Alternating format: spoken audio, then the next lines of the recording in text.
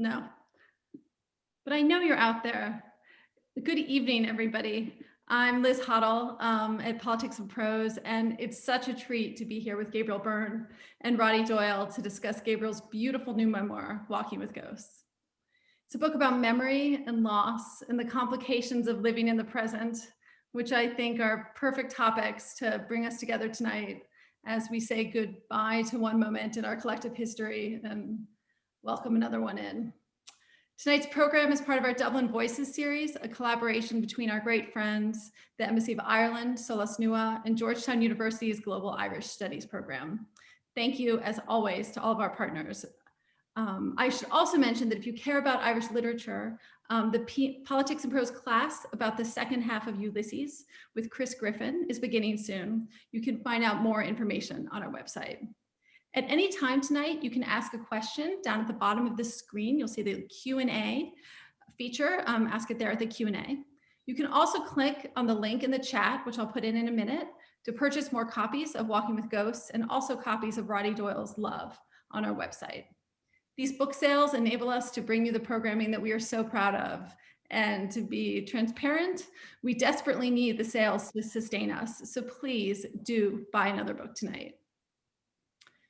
Gabriel Byrne is, of course, a world-famous actor whose storied career spans decades and continents and includes films as diverse as Miller's Crossing and Hereditary. It also turns out he is a damn fine writer. In Walking with Ghosts, Byrne tenderly examines his childhood, his relationship with his family, his relationship with the church, with alcohol, and the true meaning of home. Colin McCann calls it a book that will wring out our tired hearts. Which I think is such a testimony and something we all need. I'm thrilled to have Gabriel in conversation tonight with Booker Prize winning novelist Roddy Doyle, author of so many beloved novels, including The Snapper and The Commitments. Last June, Roddy and I had a lovely conversation about his warm and complex novel, which you can find on YouTube. And if you haven't already purchased it, I urge you to. As I was telling Gabriel, it's a book that has resonated and stayed with me since the first time I read it. Please, please do help me welcome Gabriel Byrne and Roddy Doyle to Politics and Prose Live. Thanks so much. Thanks. Gabriel, how are you? I'm good, Roddy. I'm good. Great to see you. And you too. Finished reading the book a couple of days ago, and I really, really loved it. I really enjoyed it. I thought it was,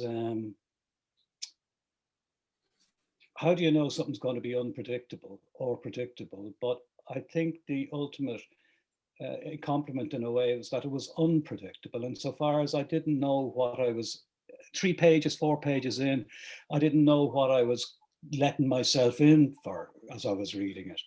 And I thought structurally it was really, really clever in that you didn't tell your life at all, really. And you didn't tell it in a straight line. And you didn't go movie by movie. You didn't tell us, then I worked with him, and then I worked with him, and then I went on and I worked with him. And yet, in a way, you don't tell the story of your professional life, but you do tell how you ended up in your professional life or how you got there. So I just thought it was an absolutely terrific book. Brave in its brevity as well, because I think I came away feeling that its length was in a way perfect, but I also felt a bit underfed, which I hope is a compliment. It's supposed to be anyway. Yeah. And you mentioned in treatment about 2/3 of the way through the book and how hard it was. You were in a room, alone for, with one other actor for 14 hours a day. And I hadn't looked at In Treatment since it was out, came out. So I watched some episodes and immediately got stuck into it because it is really, really, it is brilliant, really, really brilliant. And I just want to quote a line that your character, Paul, says to his mentor, Gina, in, I think would be the 5th episode of the first week, if you like, the fifth episode of In Treatment, when she tells him that she's writing. And he says, I don't know. I think there's way too many autobiographies anyway. Who cares? So I suppose the first question. I was wondering why did you write the book? Well, I didn't sit down and say to myself, okay, well, I'm going to write a memoir. Mhm. It began in a very unfocused, kind of scrappy way, in that I was preparing some notes for a play I was doing on Broadway, and I decided to scribble down some thoughts that I had about my own life in the hope that they would throw some light on the play I was doing. And bit by bit, I started to write these kind of images, pictures, I suppose, of things that I felt had been important in my life. I didn't want to do, a thing that was exactly what you just talked about. I did this and I did that. And I wanted to try and look at the kind of things that influenced the kind of man that I became. Yeah. And the kind of culture that I came out of. The Dublin, the countryside, the England that I experienced. As far as I knew, that experience was unique to me, but I also thought that if I was perhaps lucky enough that people might say, oh yeah, I went through that, maybe not in the same way, but I experienced that. And then these little bridges started to build. And I realized that sometimes huge changes in our lives are predicated on the tiniest moment, on a door that's opened, or a knock that you give on a door that you think you don't have to knock on, they just go away. And yet that knock changes your life. It's not like some huge, St. Paul on the road to Damascus moment. So I tried to look at those moments where, for example, when was the first time I became aware of what time is or what mortality is? Even though I couldn't put a name on those, I couldn't articulate what those things meant. They were just at the edges of my consciousness. But the more I thought about them, the more they rooted themselves in specific events. And so I started to just do it that way. In terms of the structure, I think when you're dealing with memory, it seems to me, memory isn't linear in a backward way. Uh-huh. You don't say, okay, that happened. And then it kind of jumps from the present to the past. And sometimes the past and the present are, mixed up together. Mm-hmm. And again, comparing moments from the past, small moments from the past, with small moments from the present, allowed me to look at the journey in a different kind of way. For example, at that time, we didn't have shops that you went to buy clothes except for your first communion or your confirmation. Uh-huh. But we used to go to this secondhand clothes place called the Ivy Markets and the Daisy Markets. And these were just secondhand clothes, basically. Mm-hmm. And I remember it used to fill me with such shame. And looking back, I was ashamed for myself. I was ashamed for my mother. I was ashamed that we had to be there. And, I tied that up with a moment of being fitted for a suit by Gianni Versace. Not that I wanted to name drop Gianni Versace's name, but to me, that epitomized the journey from the Dublin at that time to the kind of world that I went into. So it was a very haphazard, zigzag kind of thing. But underneath it all, I felt that structure was the structure of memory. And also, if I found myself going back and back to a moment, I wanted to look at that moment and say, what was the significance of it? Yeah. What was the play, by the way, you were rehearsing? I was doing, the first play I did was A Moon for the Misbegotten by Eugene O'Neill. Uh-huh. And then I did A Touch of the Poet and Long Day's Journey into Night. Yeah. And there were three great plays to do because they were a continuation of O'Neill's thinking about his own family and about his own world. Yeah. The Ireland that you were describing, you grew up in the 50s and 60s, and I came a few years after you, but basically it hadn't changed much when I came around. Mm. And there was a line that really startled me, and it struck me. An American reader might be a bit baffled by it all. The one sentence where you I think it happens when you become an altar boy and you say, I had never walked on a carpet before. Yeah, right. Yes. Yeah. Because I remember myself when I was a kid, when the first carpet came into the house. It was that Yeah. Tim Tom stuff that ripped the legs off you. I don't know if Right. you Or know. Navan carpets, yeah. Yeah, Well, lino was the thing, but even getting yeah, in lino was a big deal. Linoleum, as I yeah, suppose people would know it here. But yeah, lino was a big thing, and it usually had some kind of a Roman kind of motif around the side yeah, of squares and squares going into squares. yeah. But that lino had to be shined up every day and Mm. every week. And we would put on socks and pullovers and slide up and down the lino to get a bit of a sheen of it, which you couldn't do with a carpet. Yeah. But you were, I think you were a teenager basically before your feet touched the carpet, which is quite an amazing thing, really, isn't it? Yeah, Given yeah, where Ireland is now. And also earlier on in the book, there's that lovely thing where the doctor's wife showing off her Hoover, the front door open yeah, so everybody would see that she yeah, had a Hoover. yeah. Well, Again, she used to yeah, keep the door open so that people. There was a phrase in Dublin that they had, and my mother used to use it all the time. She'd say, "Shut the door. You don't want people to be looking in to see what you have." yeah, Well, this woman wanted people to see what she had. She yeah, had one of those wrought iron white telephone tables. So she had a telephone and she had a picture of that ubiquitous crying boy in blue crying boy. But yeah, the Hoover was the thing that she'd be hoovering out in the porch where it was unnecessary to hoover. yeah. So that, she was nonchalantly, by the way, just getting up a bit of dirt out there so that people could come by and say, oh, look at your woman with the Hoover. I remember when we got the phone into the house, a big black phone, Oh, into yeah. the house. I remember myself and my sisters and my brother staring at it, waiting. It's hard to believe, in You this get a day. phone call about once a month, waiting Right. to see what happened. Yeah.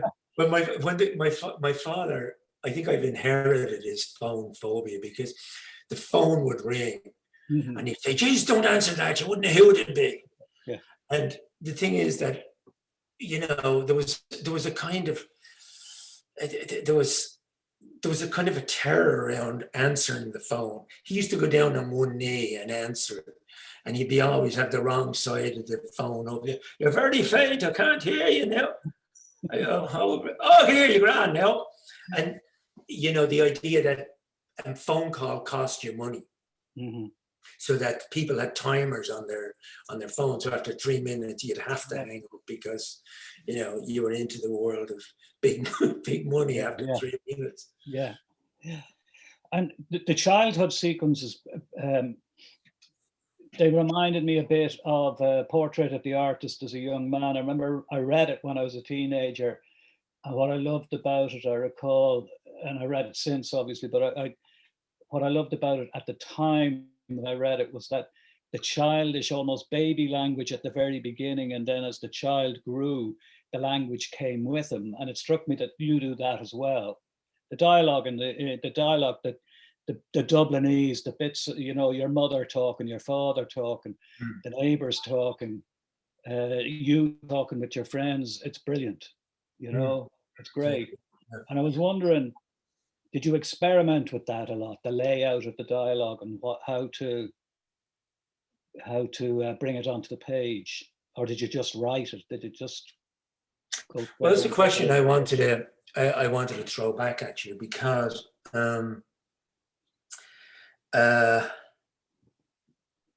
sometimes I found that when I wrote down the dialogue, what I thought was going to be truthful dialogue, when I looked at it on the page, I thought that just doesn't sound right to me. So it's a kind of a thing of listening and trying to capture my mother's voice and the way she spoke. She was a country woman, and yet she was a Dublin woman as well. But in that dialogue between the kids as they're going to the river, what I tried to get there was the way kids don't stick to any one subject. Yeah. It's like they're all in their own worlds, all battling for prominence. And everything is of equal importance. And everything is terribly important. And they have to say the next thing. And it's this camaraderie of walking with this incredible excitement. And it felt to me like the dialogue to me, I think, the dialogue that impresses me in a novel is dialogue that feels like it's written with a very delicate pen, not with a crayon, where the dialogue illuminates character and it illuminates the drama of the page. And the question I wanted to ask you was, like, in a book like Love, for example, a great deal of that is dialogue. And you have one interrogator there. The Davy character is the interrogator. And how do you do the dialogue? I mean, is it something that's in your head and just comes out, or do you have to sit and work at it like as if it was dialogue in a play? I experiment a lot, really. Often, if I'm coming up to work in the morning, and I sit and I say, where did I stop the day before? And I have a look. And if I'm starting a new conversation between two characters or maybe three characters, just to get me going, I have one of them say something. And I look at it and I just, well, what's the answer? And I find that a lot of what I do in the early stages of a novel or a short story ends up in the bin because it's so vague and I don't really know who the characters are or what. But by degrees, then descriptions drop away because I begin to trust the dialogue. And I do experiment. I mean, in the early books, I experimented a lot with misspelling words deliberately so they'd sound almost on the page as I heard them, the Dublin accent or whatever. Well, for example, in that book that we just referenced there, Love, you don't put the final T on a word like that, for example. No. That. And what I was conscious of there as well is that the two men, they're both hitting 60, and they what I wanted was, as the evening wore on and they were getting a bit drunker, that they were reverting to their younger selves, the kind of street kids they were when they were, really hanging around together.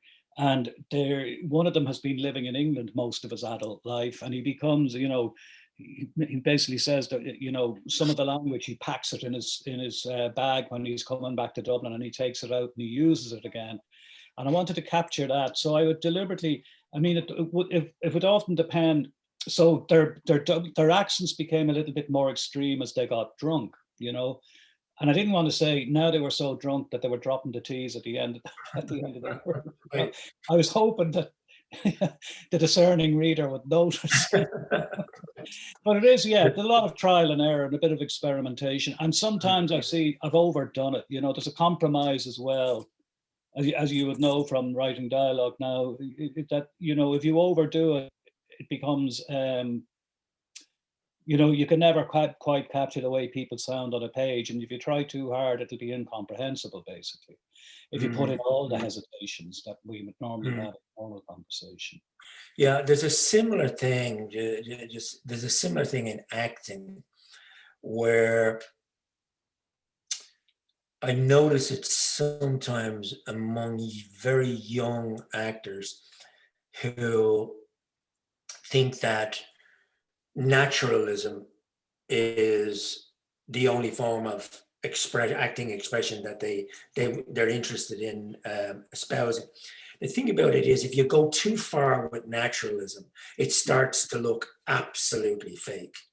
The trick is to make naturalism look as if it's an inherent part of who the character actually is. But if you're aware of the actor being naturalistic, it takes you completely out of the, even though in real life you might do that. But when you find, say, an actor going like, you say to him, how are you? And he goes, and doing all that stuff. You think, no, just say how you are. You don't need to go through. So maybe you're talking about something like that where it just goes too far. Yeah, I think so. But a trial and error, really. An awful lot ends up in the bin. But as I get to know the character, it becomes more precise. It's a bit like the shorthand. When you know a person well enough, you stop speaking in full sentences because you don't have to. Right. You have to make sure that whoever's reading it understands that, you know? Yeah. Yeah. Inevitably, in your book, it being Ireland at that time, you being of your class, you end up going to the Christian Brothers. And it's religion. And I think I'm still, you went to a Christian Brothers school, as did I. And then you, inspired by a priest who came in to persuade you to join the priesthood, you went to England. And that, because when I was in school, regularly priests would come in. Again, I went to a Christian Brothers school to persuade us that we had a vocation. And I remember going home to my mother once, just when I was in primary school, this was, and myself and a friend of mine, Hughie Buckley, decided that we had a vocation. We loved the sound of going off to this place. And I went home to my mother and I said, thinking she'd be delighted, I have a vocation. She said, right. No, you don't. Thank Christ. She said, no, you don't. Yeah. But I don't recall, that was when I was about 11, I think. And then by the time the heavy hitters started arriving, when I was 15, 16, 17, I wasn't listening. Yeah, of course. But how come you ended up going from such a Catholic country to England for 4 years?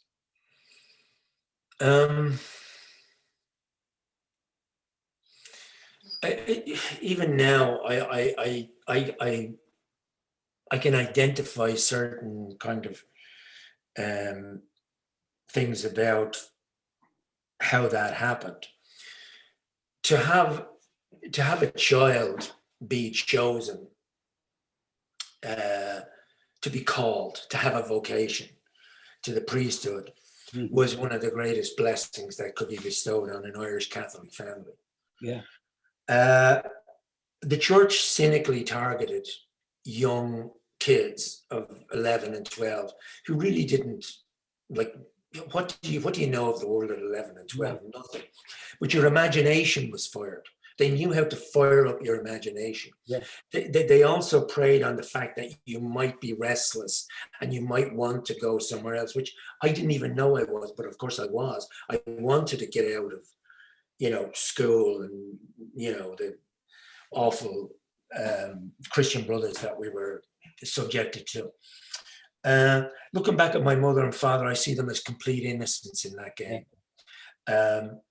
It was a bit like later on, as in teenagers, scouts would come from English football clubs and they give the parents a car to get the kid to sign, and they'd sign him for almost nothing and make a fortune from him.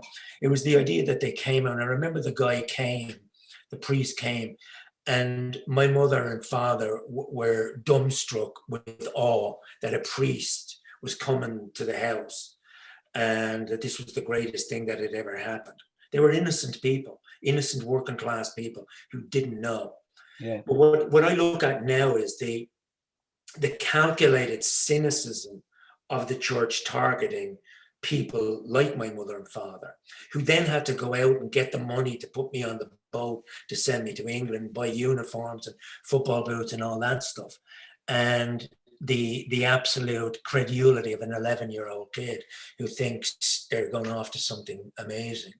But of course, it was a cultural, it was a cultural, I won't say shock, it was like a nightmare. I was walking through. People had different accents, the chocolate tasted different, the buildings were different, the policemen had pointy hats, it was cold, it was 3 o'clock in the morning. It was just utterly disorientating. And I look back on that experience now and I think to myself, what did it serve me? Did it serve any purpose in my life? And as with a great many things, I can't really see what it achieved. Would I have been a different person if I had stayed and gone to secondary school? I don't know. But I think that's what I was trying to do, was look at how these things affected my life. When I went to that college, I do in the book talk about how I was, sexually abused there. And what that did, the effect of that was the utter, like when you do that to an innocent child, you break his sense of trust forever. And it requires enormous work to try to get back to this place where you totally, immediately, instinctively trust another person, because it's just been broken. Because if you come into contact with somebody who's an authority figure, who has almost like a divine right to tell you what to do, you don't think this. What do you know? You don't know anything. I'm just, at the moment, I'm researching something else, and I'm looking at the history of the mother and child things, and I can't even finish these things. They make me so angry and so upset. And I mean, really angry and really upset that these people had such power in our culture, in collusion with the state, that it was actually, as somebody said, it plunged the country into a spiritual paralysis that lasted up until maybe a few years ago, because it had the copyright on morality. So women were regarded as, the temptations of, and men were regarded as, men were treated very, very differently. There was no homes for, unmarried men. It was a terribly repressive culture to it. And it's only when you pull back from it that you realize that to survive in it, in a weird way, you had to go completely against it in one form or another, whether that was listening to music or going to see films or going to a different country, or, you were trying to find a way out of it. But I am the product of that culture too. And it wasn't all bad. There was great things in it too. And one of the brilliant things about the book, because I had read a bit about what was in the book. I think I read a review or half a review, the first couple of paragraphs of a review, and much was made of the fact that you had been abused. So I knew that as I was reading that, and you get the boat across, it's extraordinary to think of a little lad of your age on his own going to a foreign country. It's amazing.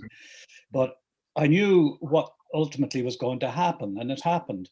But in the book as well, despite your experience of Catholicism, and despite what you just said about the paralysis that was, I don't know what verb to use, but just say in the country or on top of the country for so much of its of the 20th century. In the book, I'll quote it as well because I thought it was brilliant. The chapel was my first theatre. So in spite of all this, the chapel was your first theatre, because you. Well, I think that the Catholic Church was profoundly brilliant in the way that it captured and kept its audiences, its congregations, and the ritual of the Mass, or benediction or whatever. They parodied theatre. So you had the altar, which was the stage, and the congregation, which was the audience. And The power of theater, when you can be, if you're emotionally moved in a theater, it's something that you never forget. And with the combination of music and light and flowers and sound and everything, it went deep into you. Mhm. And then when that was overlaid with the propaganda of morality and so forth, it's still to this day, you know, they say once a Catholic, always a Catholic. There's still elements in there where I think, I'm thinking like a Catholic, you know. But it was very much to me, I still don't understand why I went out onto that altar, being actually a very timid and shy person. And I still don't understand why I'm in the business I'm in, because that hasn't changed. I'm still that kind of a person, you know. Yeah, yeah. Because you do say it later on in the book. I think it's towards the end, and again, it's brilliantly placed. The truth is, I don't know what acting is. Mm, yeah, I don't know what it is. Mm. And I think anybody who like expresses themselves artistically, do they really truly know what it is? You know, you hear of these young kids going to acting school, and I've seen classes like that, and I look and I say 98% of these kids are not going to be actors. And maybe that kid who's not opening his mouth at the back of the class, he could be the guy who's the actor. Can you teach it? I don't think so. I think maybe a creative writing class, if you're mentored by somebody who's saying try something else. But what do they say, that a writer is a reader who emulates, and that you try to write like the people you admire, I suppose, in the beginning, and then trying to find your own voice is what the challenge is.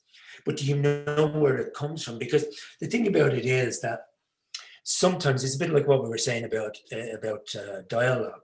You know, sometimes I can feel, God, this is really working. This is, and you look at it and you think, how could I think that? And then something that you think doesn't work at all actually works. So you can't even trust the process. You just have to say, I'll do it.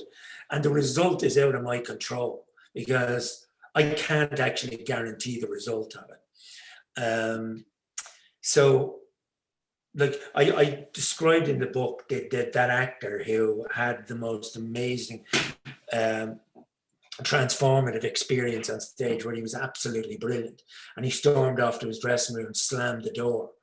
And when the other person came in and said, "What's wrong? You were just amazing," he said, "I don't know how I did it," because he didn't know the next night if he could do it again. Yeah. So it's a mysterious kind of process, and yet it's a bit like watching a great footballer. You know, this was the great thing about, say, Georgie Best. You'd watch it, and every kid would leave that ground, they were Georgie Best, because he made it look so simple. He made it look so beautifully elegant. And same as when you finish a book, you say, wow, that is just, how did he do that? And then you might get a chance to say to that person, how did you do it? And their honest answer is, I have no idea. Would you agree with that or not? Yeah, I think I would, really. I certainly would. You know, if I'm writing something longish and I don't look at what I've done months before for a while, and then I'm going over it, then I'm very conscious. Then I'm editing and I'm very aware of what I'm doing, and I'm, you know, changing a word or deciding whether this stays or that stays, or, you know, I might change the name of a character, and I'm trying to account for everybody. If you like, I'm trying to put it all together. But there are times that I'd read a couple of pages and I'm very happy with it, really, or content that, yeah, this will stay. I couldn't really answer why, what conscious decision made me do that. It was something underneath, you know, something And would else. that be affected by something as simple as you did it on a Wednesday when you weren't expecting to be doing it on a Wednesday? And if you'd done it on a Tuesday, that paragraph might not have come out. I suspect it could be something as whimsical as that sometimes, yeah. and you have to then knit it all together so that doesn't come across.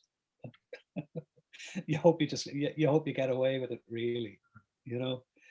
But another thing that struck me, you mentioned Usual Suspects, brilliant film, and you were at Cannes, and I did a calculation. It was, you know, it's a big moment because Usual Suspects was a colossal film and it was a huge hit. And what really struck me and what I really liked about if you like, in a strange way, what about your life, is that you weren't a kid when this happened. You were, I think, were you about 45 when that happened? 40, something around there, 44 or something. Yeah. And I know you've been working away, but but you know what that was, I think, looking back on it now, even though I was kind of ashamed at what I did, it was a colossal success. And suddenly the room I was in utterly changed, and everybody in the room changed. And I thought, who am I? Yeah. Who am I now? Yeah. Am I supposed to be now this other person? Yeah. So it was essentially a panic attack, really. And it was a panic attack about the notion of what happens if this doesn't stop and this keeps going and it's out of my control. And I won't be able to be in charge of my life anymore. Because I think we go through, I do anyway, several identities in my life: schoolboy and then teenager, and then, you know, and then you come to this age when the thing that you've been kind of working for is presented to you, and your reactions to it are utterly conflicted. Is this the moment where you lie back and say, well, that's it now, top of the mountain, flagging it, and I don't have to, or does it bring you into some kind of very sharp awareness of what you are? I've seen that in so many incredibly successful actors and singers, that success brings them to the edge of a precipice, and there's no longer, they just get this sense that there's nothing out there that's left to, you know, there's nothing that will scare them anymore, in a way. And it's that emptiness that really gets to them, and they think, my life is not my own anymore, and there's an emptiness there because now I have nothing worth striving for. Because is this what they mean by success? This is what it is. This thing here. So it was a very conflicted feeling about the notion of success. And I think that ties back into being a child, where you have no identity whatsoever and you're told you're in Egypt. And as that brother said to me once, you'll never be any good for anything except the pick and the shovel, which is a massive insult to anybody, but that's what he said. And there's a part of you that says, you know, am I still that kid that thinks that? Or am I now supposed to be this bloke who's saying, yeah, thanks very much, that's wonderful. But the truth is, I was that same kid, and I just ran from Cannes in the middle of a press conference. I just got up from the table and said, excuse me for a minute, went up to the room, packed my bag and left, and stayed in a hotel 60 miles away or 40 miles away, in a room that I couldn't come out of for 3 or 4 days with the curtains closed. Yeah. And do you think class comes into it as well? Your background, this notion, who do you think you are? Like a bit, you can hear a Christian brother saying that, for example, who do you think you are? Yeah, and it's delivered in a particular, it's a withering, it's like, and who do you think you are? Yeah. You know, which I remember once I had, this is true, I had a pair of blue plastic shoes. I don't know why, I bought them in the Dandelion Market. They were like £1 or something. I said, oh, blue plastic shoes, that's the business, that's gonna up my stock. And I remember going up to walk and telling the woman, saying, would you look at the state of yourself with your blue plastic shoes on you? And I never wore them again. But class was definitely there. The Abbey, the Gate, all those established theatres at the time, they were teaching people about the importance of adopting an actor's accent and being able to read poetry. It had nothing to do with emotions. And I always felt inferior in that way. But when I went to England, I became very conscious of my Irishness because I was made to feel Irish. And being Irish at that time was something to be, you have to keep your mouth shut about it. Yeah. So going for, well, at that time when I was going for auditions and things, I was loath to say I was Irish. And if you were Irish, you got that label put around you very quickly. Yeah. Irish actor. Here's the roles available. Drunken guy, little poet, priest, terrorist, etc. And written by people who couldn't really write. And so that became something that identified me as Irish.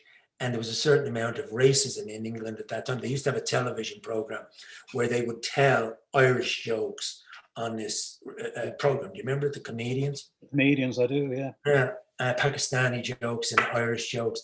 And I didn't know, were you supposed to laugh at that? Were you supposed to laugh when somebody said to me, like one guy said to me once, one day on a film, said, Gabriel, you like this one? Irishman goes in a bar. I said, stop.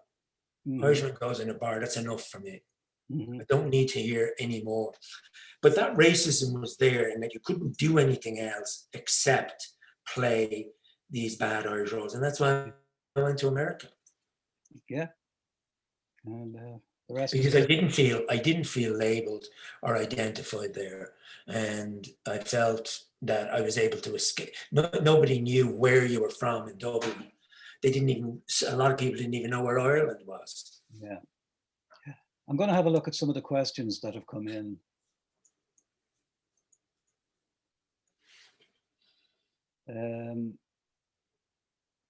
There's a question here from William McKenna. What was your first love, acting, writing, or something else? Jeez. I think the first love was the movies. Yeah. Because that comes out strongly in the book as well. Yeah, for 4 hours you escaped into worlds that you couldn't even dream of, and the excitement about going to the films on a Saturday afternoon started building on a Monday when they put up the list of films that were on, and the titles alone were enough to keep you daydreaming in school. Heller in Pink Tights. I thought, wow, what's that about? Can't wait to see that one. So going to the films was beautiful escape, yeah. And that was, I think, that would have been the first love, yeah. Yeah, some great questions here. It's a pity now we don't have an extra hour. But I could just leave you with the questions and go off. Right. There's one here from somebody called himself Anonymous Attendee. Shame is a powerful theme in this memoir. Can you talk about how it informs your acting?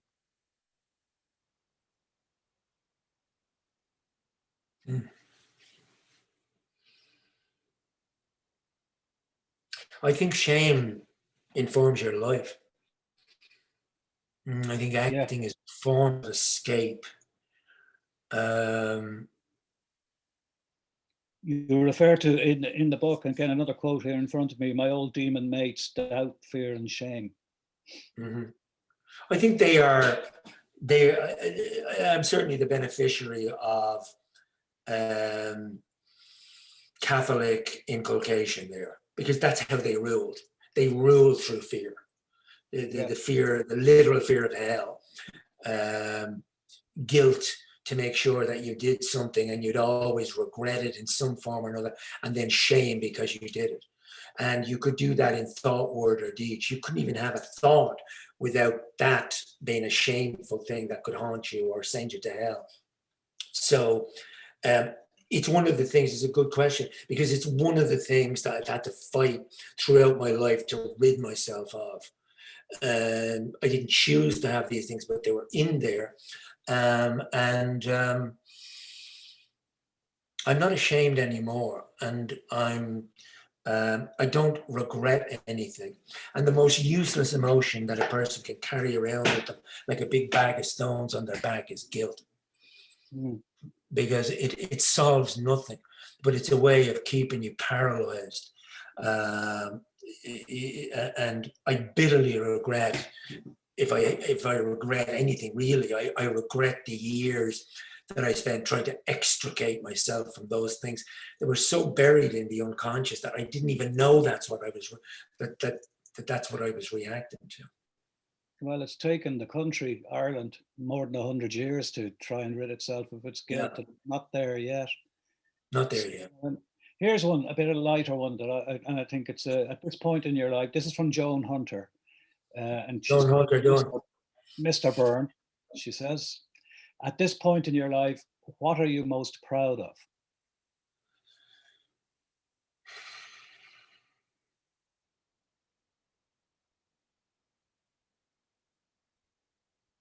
I know this sounds a bit crazy, but it's not anything professional. Mm-hmm. Because I don't think anybody ever lies on their deathbed and said, geez, I should have done that series for HBO. I think I once had this dream. This sounds crazy. I had this dream where this guy said to me, come here, I want to show you something. And it was a big hill of smiles. And he said, they're all the smiles that you've been responsible for in your life. And I took the dream and I thought to myself, do you know, if you can make somebody smile at something in your life, and you can do it over a period of time. Most people think I'm a very mournful kind of a person. I'm actually not at all. Mm-hmm. Well, I am a bit, but I'm actually also, I heard you laugh once. I know. I remember. What? I heard you laugh once. Right. Yeah. So that to me would be something. The effect that I've had on people in a good way, that I've said to somebody, don't go down that road, go that way. Being a good human being is a huge ambition for me, and anything I can achieve in that department, I'll be very proud of. Being a good father, being a good man, being a good husband, being a good person. That sounds all corny, but if you ask me what I'm proud of, that's what I'm proud of. Great. Good. I have a nice one here. It's not really a question. It's a more something for you. It's from Fergus Shield. It says, Gabriel, hi. I read that your dad was a cooper at the Guinness's brewery. My ma and aunt worked there too, and throughout my childhood, we were the envy of the street because she brought home half barrels from the brewery to turn into giant flower pots. My dad has preserved religiously. I thought you might like to know that some of your dad's barrels may well be to this day remain in full bloom in back gardens in Marino and Clontarf. Oh, that's a lovely thought. It really is a lovely thought. I hope you drank what was in it before you put the flowers in.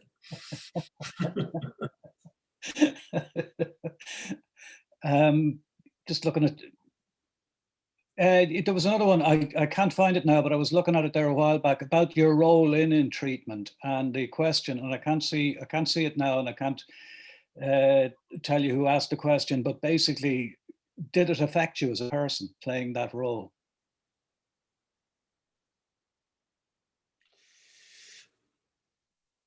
It was one of the toughest things I've ever done, for sure.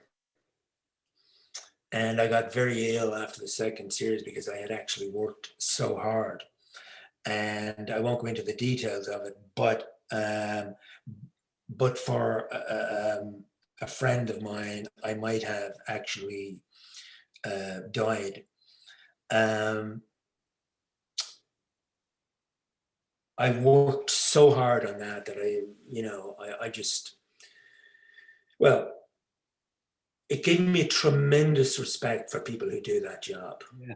because to listen to people genuinely, for 4, 5, 6 hours a day, to listen to people and to take on their pain and their emotion, and to be responsible sometimes for setting them in the right direction, seems to me, you're talking about vocation, that seems to me to be a beautiful vocation, the people who do that well.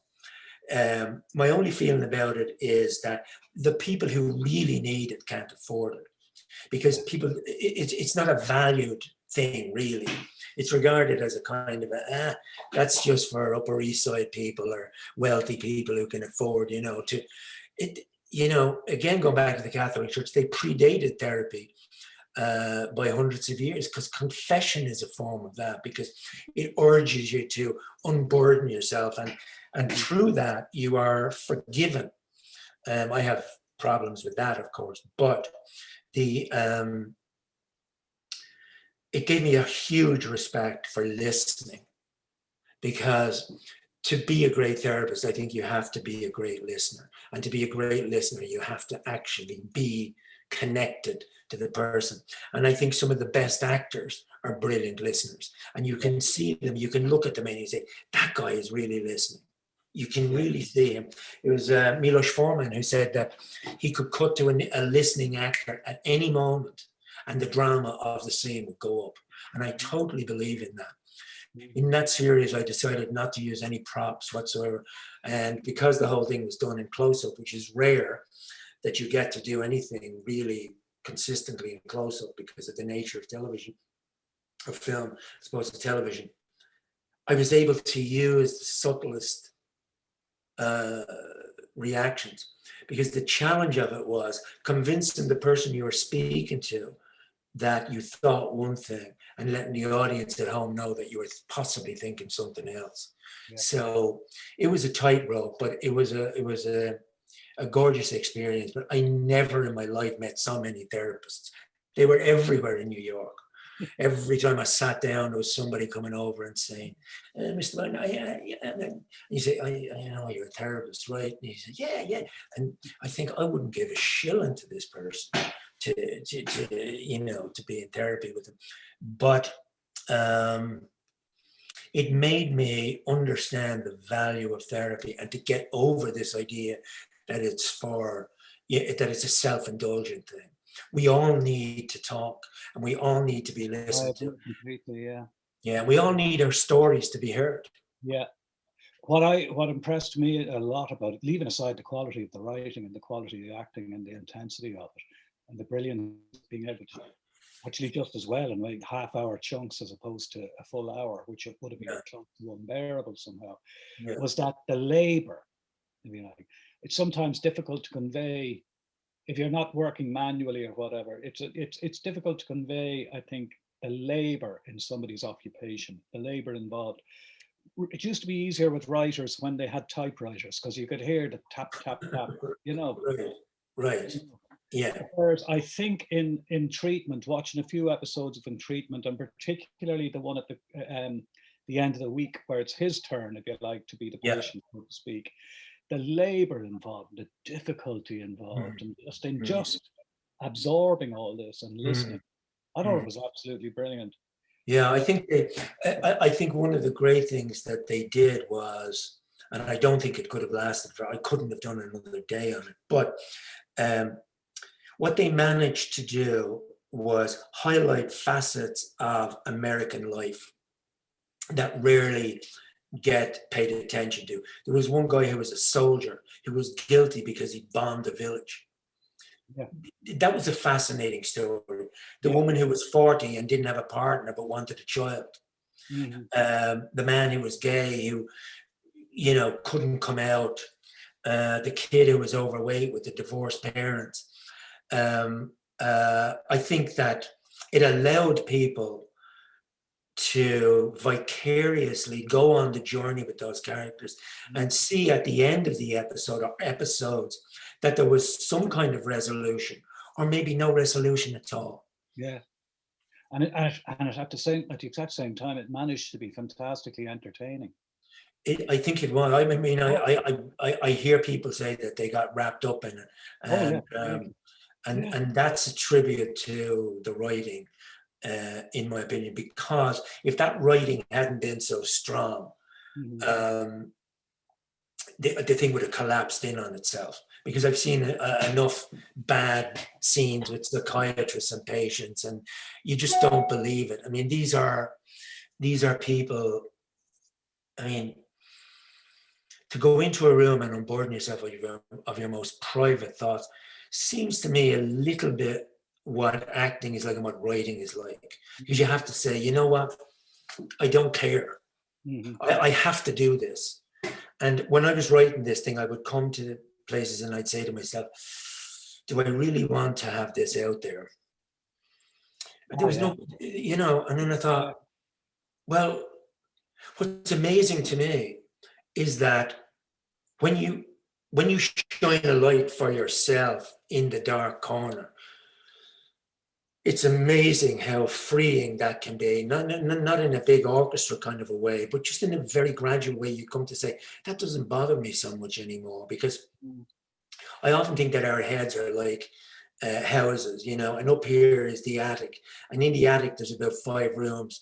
And when you're intimate with somebody, you say, I'm going to tell you all about my 4 rooms up here. But you don't tell them about the 5th room, which is the room that you need to go into. But you need somebody standing outside the door to say, go on, it's not as scary as you think it is, and I'll be outside here if it gets too dark. And so, well,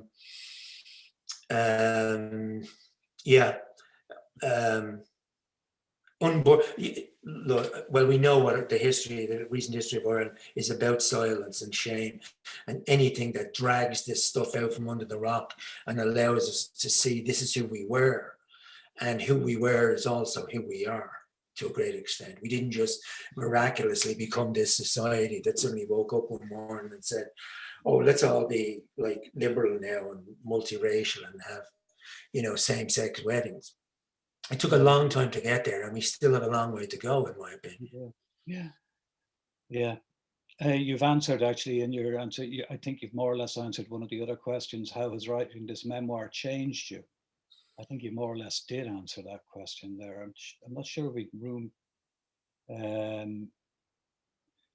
If there's time for another one, we can be interrupted if there isn't. But it's one that intrigues me as well. It's one that I'm being a writer myself. I suppose it's a bit like a mechanic looking over another mechanic's shoulder to see what they're doing. And the question is simple: what's your writing practice? What's your working day like? Well, I have a friend who's a novelist, and he wrote 250 pages of a novel, and his office is a blank wall with a hard chair. And at the end of 250 pages, he said, this isn't working. And he threw it in the bin. And I have another friend who's a novelist who was walking through Brooklyn one day, and in Brooklyn, they always have stoop sales. And he comes along and he sees his novel on the steps being sold off with, you know, lampshades and, you know, souvenirs of Calcutta and things. And he says, how much for the novel there? The guy says, he's giving change to somebody else, and he says, give us $2. And he was so shocked, he said, $2? And the guy thought he was like outraged by that, and he said, oh, okay, give us $1. And because he was so far in, he decided to say, what did you like it? And the guy said, 15, 20 pages, I couldn't take any more of it. Anyway, and so I think of those two guys, and I think of, you know, what it actually takes to have the urge to write something, to sit down in front of a blank page and write, and be subliminally afraid that nothing is going to come up. You know, actors have these anxiety dreams coming up to think where you realize you're on stage and they're saying, you're on. It's your soliloquy, and you haven't a clue. That anxiety dream, I think, is something that I feel about the idea of writing. My writing process was lazy by comparison. Sitting in cafes, write a bit, have a cup of coffee. Oh, that's a nice cupcake over there. I'll have a go at that. Oh, how's it going? How are you? And how is it? all that kind of stuff. And then I'd have done maybe 15 minutes. And I'd be trying to convince myself that, well, you know, John Steinbeck said that if you write one line a day, it's actually an achievement. Whereas he meant that you had to slave over the line. He didn't mean that you had to write one line while you were eating muffins and drinking cappuccinos.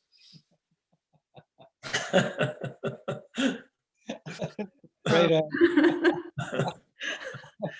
So Roddy, the next time I see you, we'll have a muffin and a cappuccino.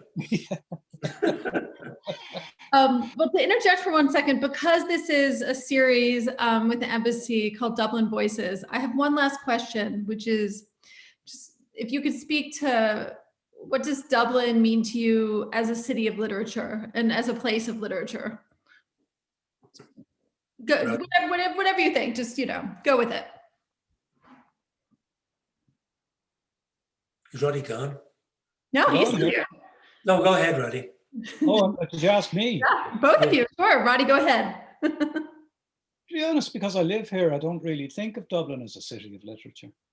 I think of Dublin as well, you know, it's a strange one at this time because basically we've been in lockdown on and off now for nearly a year. But I always feel that Dublin is a city of voices, people talking, you know, even during lockdown, you know. But yeah, people talk a lot. It's quite, when you go to somewhere else and, you know, you're sitting on a bus or you're sitting on a train, you realize nobody's talking to one another. Whereas in Dublin, people do talk to one another. And it's not, I'm not being sentimental here. It's actually true. You know, people do talk, and taxi drivers talk to you, and people in shops talk to you, and in queues, you know, and queues are a big thing now because you have to keep the social distance going into a supermarket, you know, and through the masks, people will be talking, you know. So I always feel it's a city of talkers. And I suppose out of that comes the literature, but I don't really, I mean, I go to a lot of plays and I read a lot of Dublin-based books, and I love the fact that I like living in Dublin and proud of it, really. But I've never really thought of it as a, I suppose because, you know, if you're living in a beautiful building, if you're inside it, you don't really know that it's beautiful. You know what I mean? Does that make sense? Yeah, yeah. I so agree with you about, like, Oscar Wilde said that the Irish were the greatest talkers since the Greeks. And I suppose he meant that in his usual flowery way, but you're absolutely right. You couldn't go into a pub and sit there and get away for 2 hours without somebody starting up a conversation with you. Yeah. And that compulsion to talk and communicate and to talk about trivial things and to make trivial things interesting in their way, even if they're like, they're kind of interesting, you know, even if they're boring, they're kind of interesting. Yeah. And the Dublin humor as well, which is very difficult to explain to people. I remember when my wife came over, my first wife was Jewish, and she was talking about the difference in Jewish humor and Irish humor. And she said, well, New York Jewish humor is kind of like what Woody Allen does. It's funny, it's quick, it's, you know. And I said, well, Irish humor is sometimes, or Dublin humor, you don't often know it's happening until afterwards. And I gave the example of us going out to a friend's house who lived in a place called Prince of Wales Terrace. And we stopped in Sandymount and we were lost. And it was at a time when you rolled down windows and asked people before sat-navs. And I said, excuse me, lads, can you tell us where Prince of Wales Terrace is, please? And the two guys come over from the doorway of the pub and they look in to see who's in the car. And they're looking around, Prince of Wales Terrace, Prince of Wales Terrace. And it's obvious they don't know where it is. Prince of Wales Terrace. And the other guy says, do you know whereabouts it is? I said, why would we be asking you where it is if we knew where it was? Why?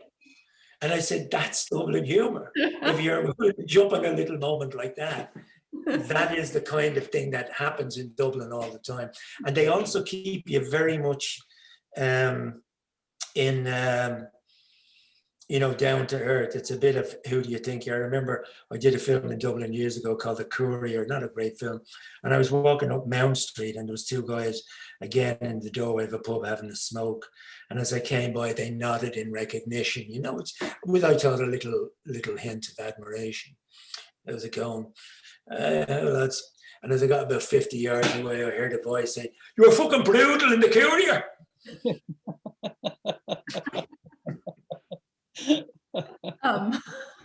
Anyway. Anyway. Perfect place to end. Thank you both so much, Gabriel, Roddy. This was an absolute joy. Thank you to everyone that is watching. Please take care of yourselves. Please stay safe, stay well, and stay well read. Thank you all so much. Thank you. Thanks, Roddy. It was a pleasure. Thank you. Great. Yeah, pleasure. Talk to you soon. I hope. Yeah. Thanks.